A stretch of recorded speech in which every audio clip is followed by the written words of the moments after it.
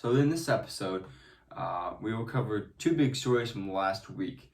The first being on the James Madison College professors and where they have donated politically. So the Morning Watch, we investigated the last 2 years of political donations to the Federal Elections Commission website, where we could find out for any public university, any public institution, where those people donated and how much they did and which campaigns. So James Madison College, if you're not aware, is the political college of Michigan State University, and they advertise themselves as, being welcoming, opening, nonpartisan, obviously, in a way where, anyone can pursue a public policy-based education.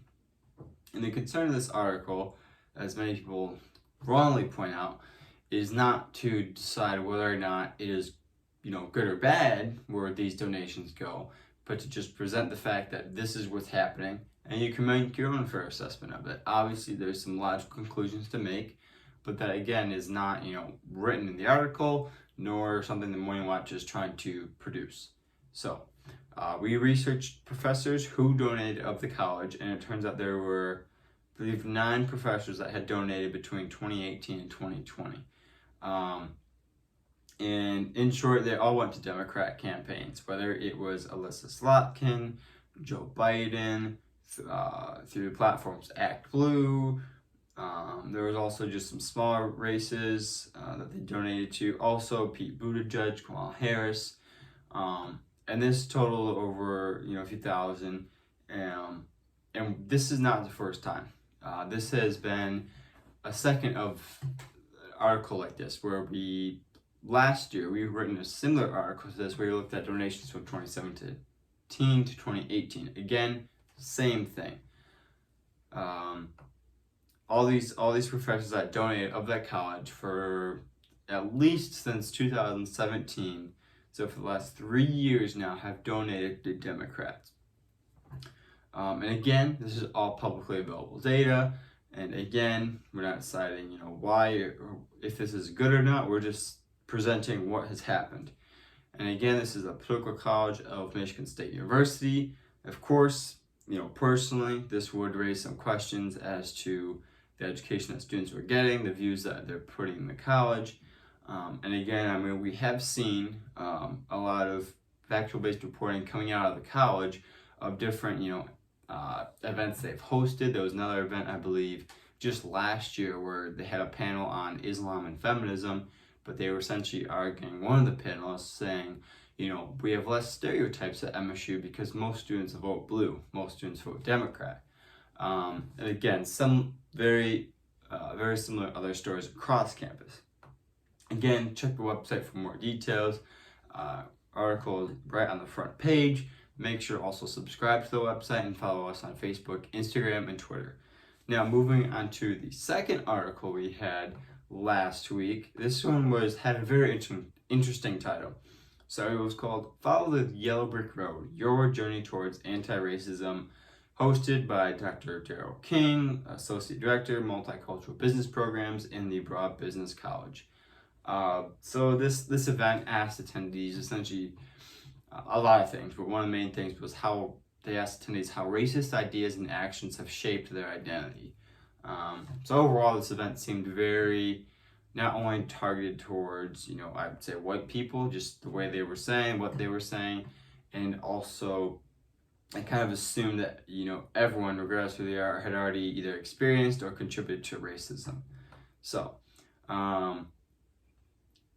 yes, at length they were discussing how it benefited you or how you have benefited from racism. And again, if you're an attendee, it seems like this is all just coming at you as in assuming, these are just assumptions they're making about you.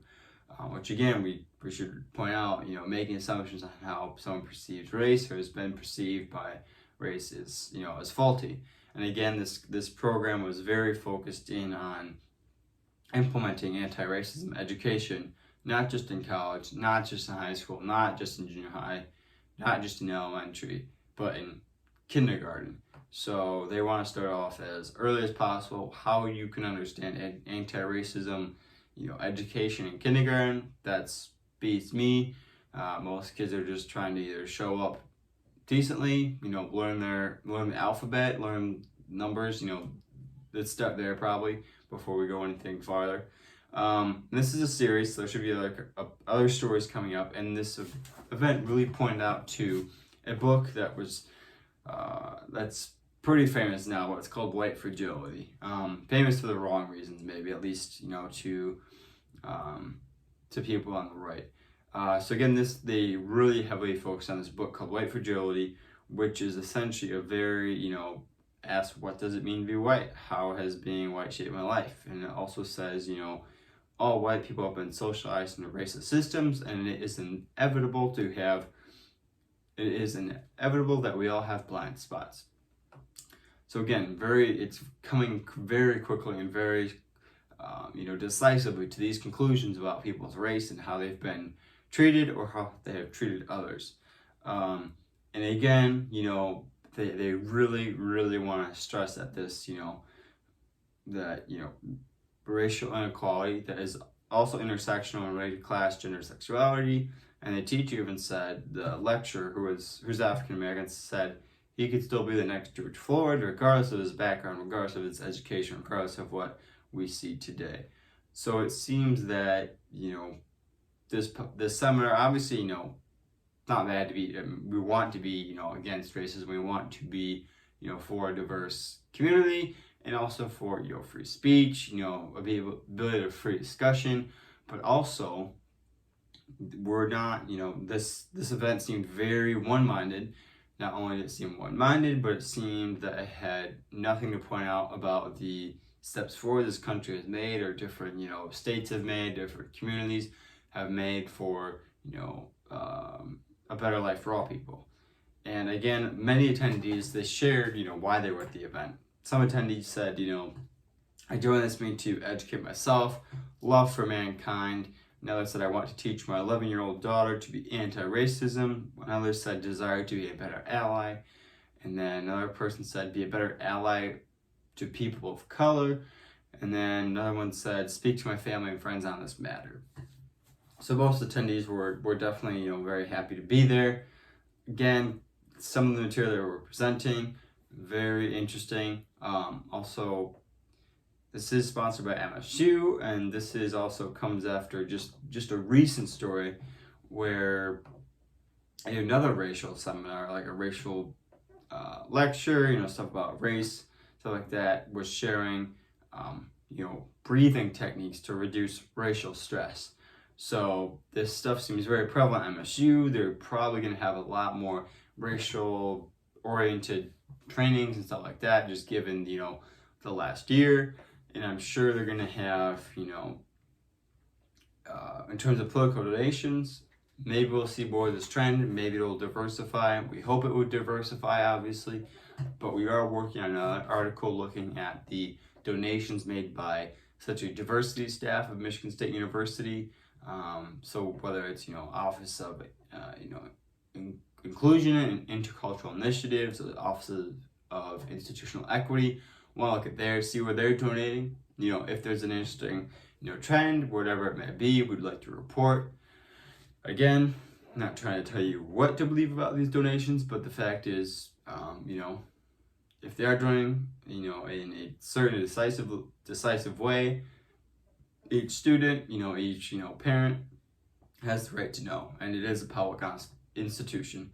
Again, thank you for watching. This has been Undeniable 27 on the election and a racial bias event at Michigan State University.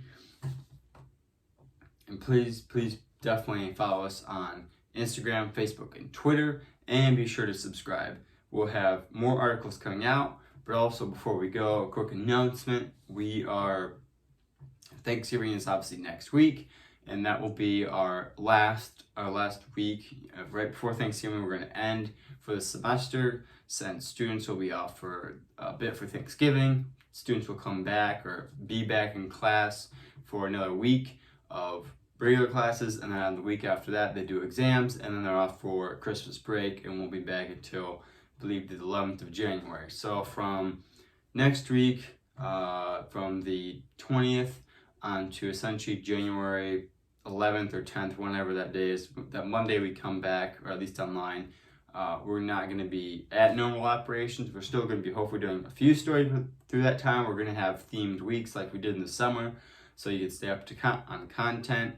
And so we're still sharing stuff, but we will not be in standard operation, just given that less things will be happening, more students will be on break, focusing on their exams, and obviously everything that's going on. So thank you again for stopping by. Have a good day, and be sure to subscribe. Thank you.